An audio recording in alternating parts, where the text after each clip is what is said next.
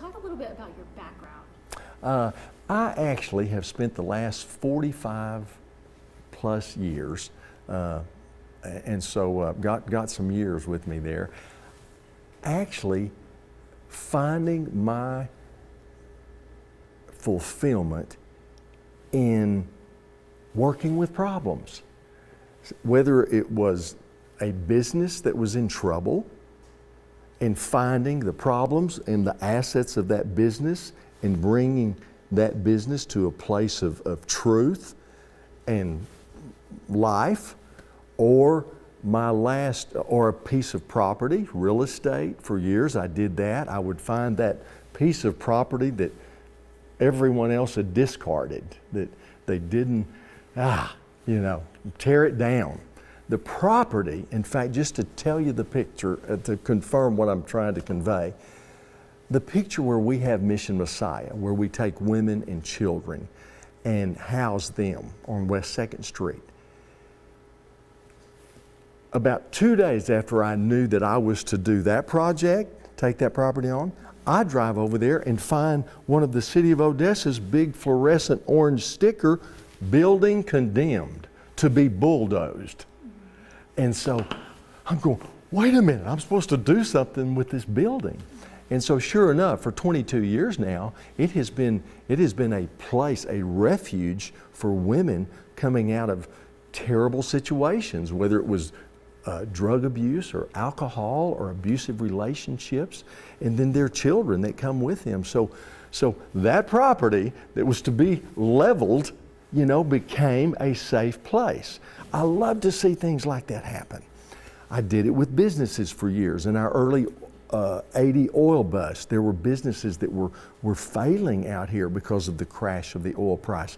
Well, I had already come through some extremely difficult places myself and had learned a great deal in that as to what could be applied to right the course. So I did it for years for businesses. Then again, as I've been alluding to, my greatest fulfillment has been watching the lives of individuals move from utter hopelessness and despair to, wow, life abundant. That's why I love your sign in there that says you can. But the thing that has to happen, and this is kind of the phrase I believe that's dropped on me for this campaign. It is be free, are you ready for this? Yes. Be free and be great. Because you can. Every life, every person is precious. From the gray hair to the feeble, to the man on his way to work to support his family, to the mom carrying a child, to that precious baby that is in that mother's womb. Every life is precious and of great value. And we must restore that. We must restore that freedom that an individual can understand their value. Because when a person does not understand their value and the value of those around them, then we have horrific events like you were covering just a few weeks ago in Odessa and Midland as shooters were breaking out. So those individuals, they honestly have great value too, but they do not understand their value, nor do they understand the value of other lives.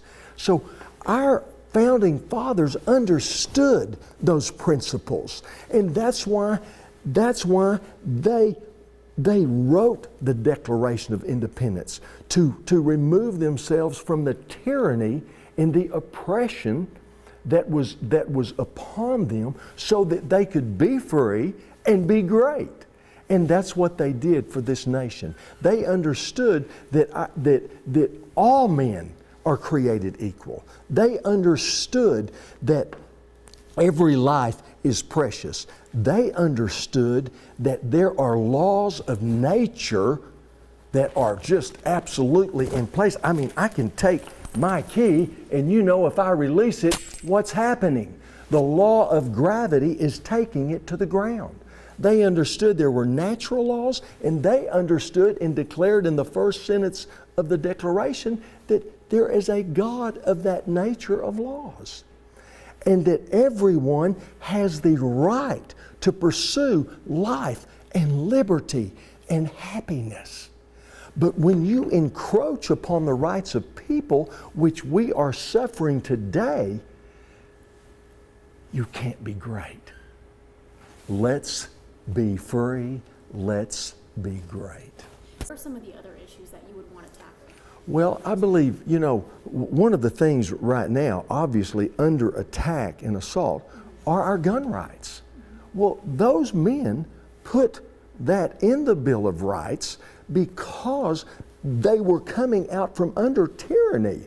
Well, if you do not have the means by which to defend yourself against tyranny, then you succumb rather easily. So they gave us that right to defend ourselves against tyranny, that we might be free, that we might be great.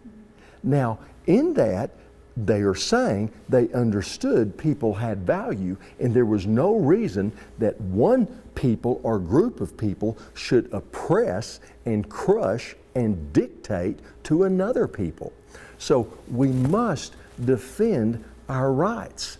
If we relinquish the Second Amendment, we lose the First Amendment, because we will no longer have a means by which we can defend ourselves and speak freely what is within our hearts. What you have now is kind of a runaway train to take away the rights of the people, whether it is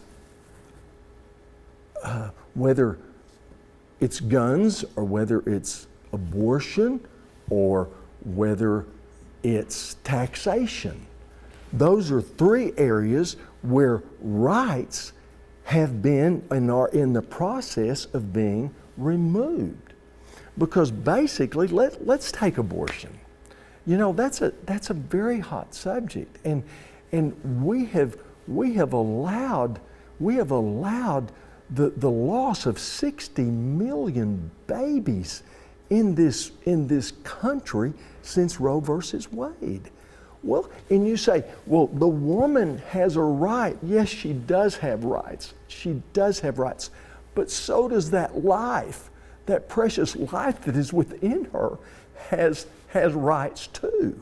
And those are the understandings that the foundation of this nation was built upon, was that I don't care what color a person is. I don't care what their place in life is. I don't care, like I said, from the gray hair to the baby in the mother's womb.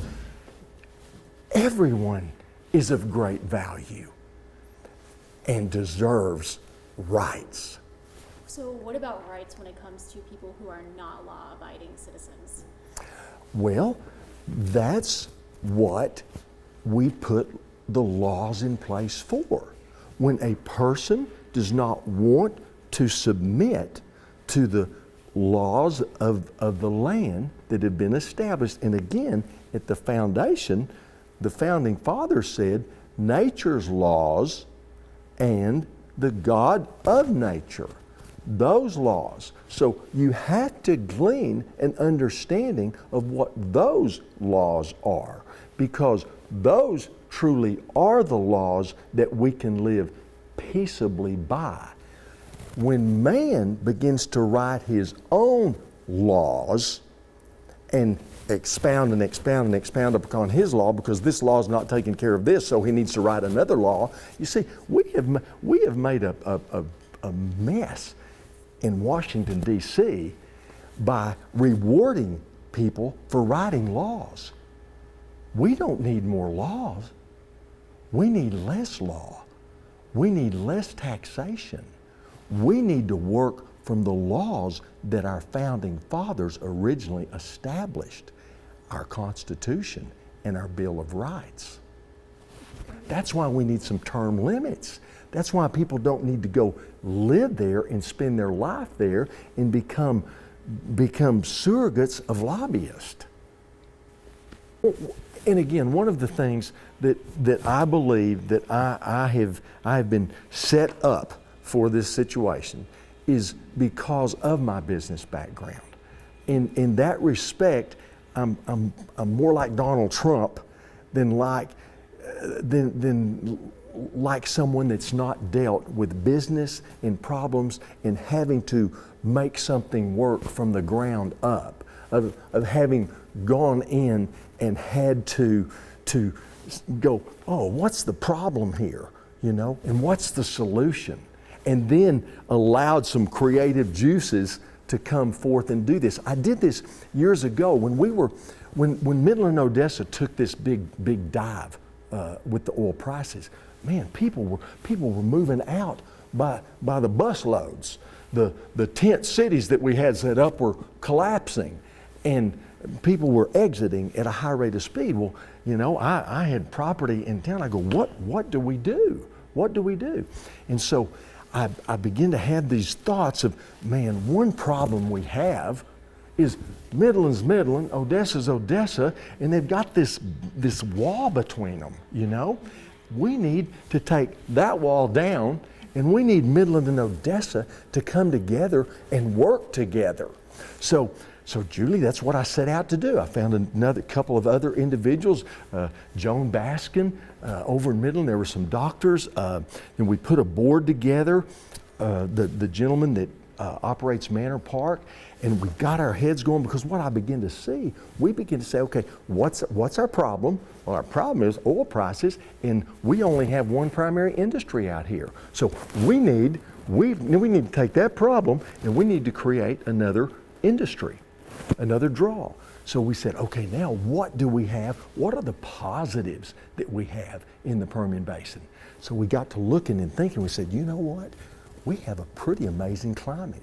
We don't get quite as hot as Phoenix in the summer, and we just get a little bit cooler. And Florida, my goodness gracious, our sands aren't white, but we've got some sand out here. And we just begin to look at those things. Well, we formed this coalition, we pull the chambers together, we pull the city councils together, and we formed what we were after, more for the Permian Basin.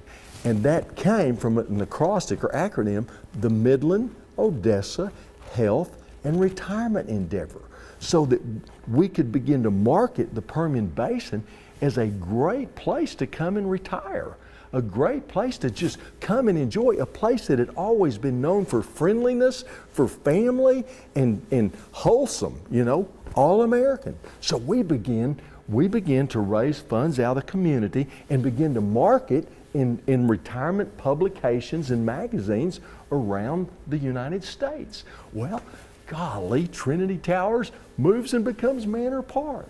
Well, the old Lincoln Hotel goes up and becomes Lincoln Towers. I took a bunch of old duplexes, 108 unit of duplexes on Story over in Midland, and we converted them into Golden Park, a place for lower income retirees to live and have a safe place to live. So then Good Park Samaritan sprung up, and then other smaller. But wow, all of a sudden we have this other industry from which our people can engage and earn. To prevent instances like that from happening. Well, as I say, you can hear my heart. My desire is to restore, is to get back to the plumb line. What I've learned, whether it was a building or a business or a life, you've got to get to truth. You've got to get to truth. You can't build upon a shaky, crumbling foundation. It won't stand. And basically, our Declaration of Independence, our Constitution, and our Bill of Rights have been hijacked and are being hijacked. And so the first thing we have to do is push back the hijacking of those documents that were put in place to make this country great and give it the foundation that it had.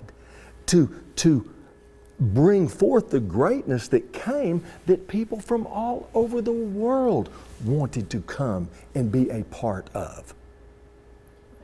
Okay, I have to ask you this question.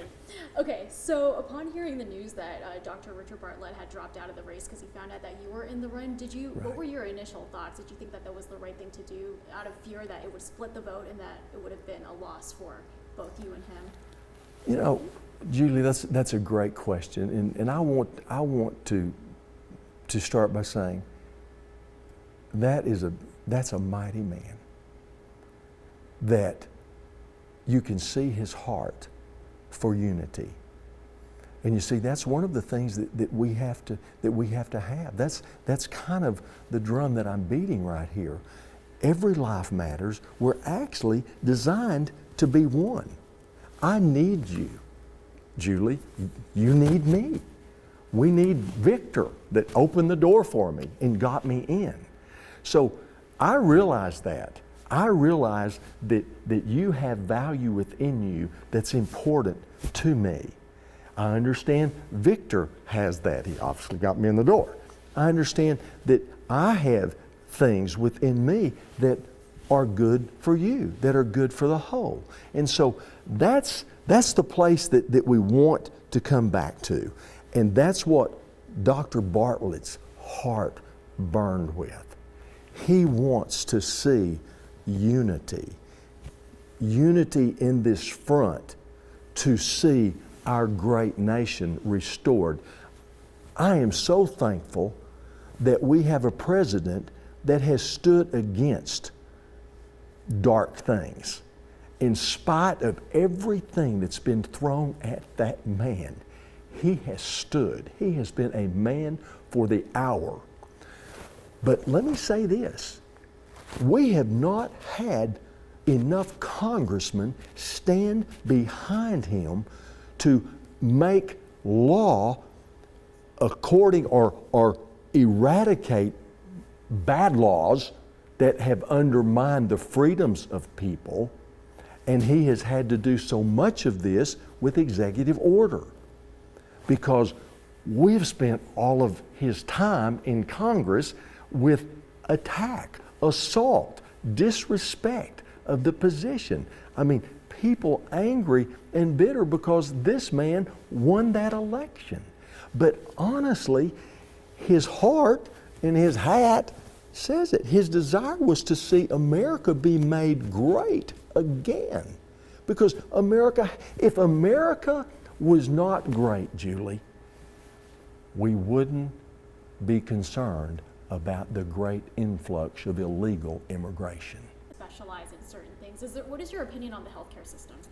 Well, you know, one of the things that we endeavored to do out of that action was Midland Odessa Health. So we really at that time began to try and encourage our hospitals to market and bring more doctors. And honestly, since that point in time, we really did grow both of our medical facilities, both Midland and Odessa, substantially. In fact, the Odessa Regional Hospital came out of some of that work as well. So we really did. Now, it's like everything else. It's an ongoing mission. We need to continue to elevate. And there are some efforts right now to draw some other doctors, some other specialties into this. So we want to do all we can to continue to encourage that and let our people know that we're concerned. My dad served on the Odessa Hospital Board years and years ago. And during that season when there was great growth. Why did you decide to run for District 11? Well, it really came out of left field. We were holding the Great Tent celebration over in Odessa at the Music City Mall back in July. And out of the clear blue, a gentleman steps up to me at the end of the evening and says, Mr. Berryhill, have you ever considered running for office? And I said, I could tell you this story. I'll go into depth. I said, back in '03, I jumped into a U.S. congressional race. I said, I learned a whole lot. And after the race was over, I kind of dusted my hands off, and no, sir, I've not had any aspirations since that point in time. Wow. Okay. But a couple of weeks after that, I began to get some calls. People asking me, was I considering running for this place that Mike was vacating? Well, I knew by that point in time that I better begin to ask if I am supposed to do this. And so I diligently pursued my answer for, gosh, a good 3+ weeks. And the confirmation, as I was sharing with you, came about 2 weeks ago down in Llano County at the Republican Party dinner. But the confirmation was just as clear as a bell. What was going through your head when you found out? Well, quite honestly, my wife and I had awakened early that morning to pray. And we really specifically asked, we said, we really need an answer to this question. And if this is right, then tonight there will be a real presence. There'll be a favor. There was a particular story that we put forth that if there's anything about that, then we're going to know. Well, I tell you what, we got there. The favor was there. It was an amazing evening. So many incredible individuals. And lo and behold, if the chairperson does not get up and begin to tell the very story that we had lifted up. And we both looked at each other, and there's never been a second thought since. And that's what I wanted to ask you next. How do you think that we can, what steps do you think that we need to take as far as, because you are supportive of the wall, are you? I am. Okay. I am. I support that because, but honestly, if we did what your former question was about laws and people that won't obey the laws, if we would just enforce the laws that we have, we would eradicate a lot of our issues. If people knew that and I teach this with the ladies all the time about raising up their children, but if parents understood,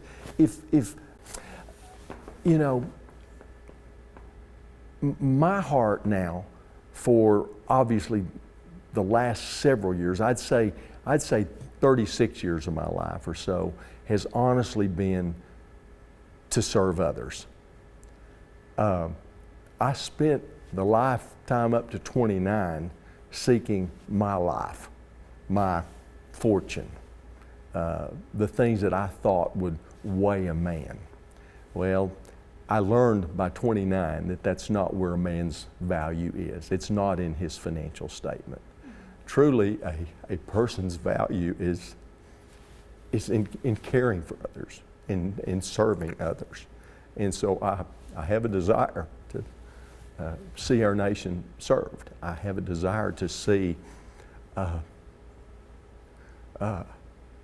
those men that have laid, and women that have laid their lives down for this nation and shed their blood for our freedoms to be honored.